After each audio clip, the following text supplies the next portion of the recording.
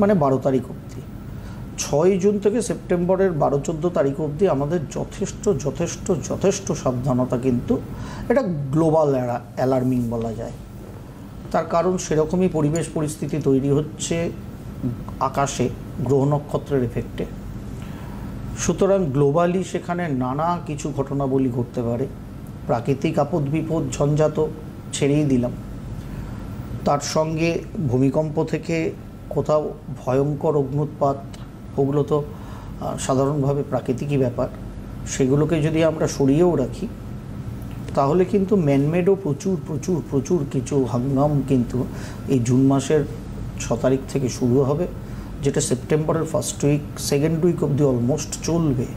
যার ফলে আমি প্রথম থেকেই এই বছরটার শুরুতে শাম্ভবী অ্যাস্ট্রো এবং সিটিভিএনের পর্দায় একটা কথা হাসতে হাসতে ইয়ার্কি মেরে মেরে বলে যাচ্ছি যে 2025 শুরু হবে কিন্তু সেপ্টেম্বর থেকে।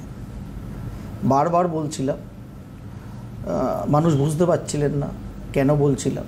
তারা ভাবছেন যে দৈনিক রাশিফল শুনলেই হবে, ফলোয়ার